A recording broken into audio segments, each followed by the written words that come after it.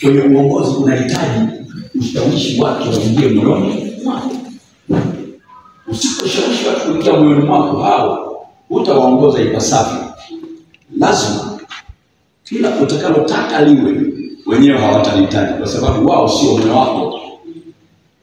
Ndio maana utakuta makanisa ya Kipentekoste ni tofauti na makanisa mengine. Makanisa ya Kipentekoste yanaongozwa kama baba na mtoto. Kama baba na mtoto. Kwa kanisa inakuwa kama ni watoto, alafu mchungaji anakuwa kama baba. Ndivyo tunavyoishi. Lakini makanisa mengine yanaendeshwa kama mashirika. Unanielewa vizuri? Kama mashirika. Yale mashirika yale ambayo mchungaji baada ya muda fulani anaweza kukaa siku 3-4 akamhamisha. Sababu ni shirika. Akakaa siku ngapi, miezi ngapi, wakamhamisha. Huyo anaenda kule. Lakini makanisa ya Pentecoste ukiwa mtu anahamishwa kuna tatizo. Hivyo inatafsiri kwamba haya makanisa ya Pentecoste yanakuwa na watu kama baba na mtoto. Baba na mtoto. Kwa kuwa yule mchungaji akianza kazi anakuwa kama haji kuondoka. Ndio maana ikifika wakati aondoke mchungaji kwenye kituo chake, yani tunatumia gharama kubwa sana. Kuna mfano kutoka kwa mchungaji pale Makete. Makete hapa.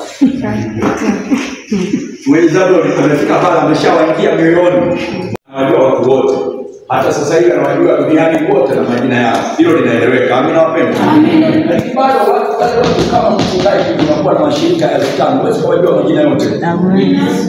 Kama 100 tu wanasumbua. 50 tu wanasumbua. Wajua wote kwa majina.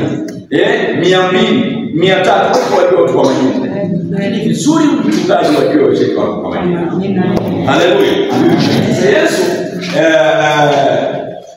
hapa alikuwa anajaribu kuwapa chakula, aliwalisha wote 5,000.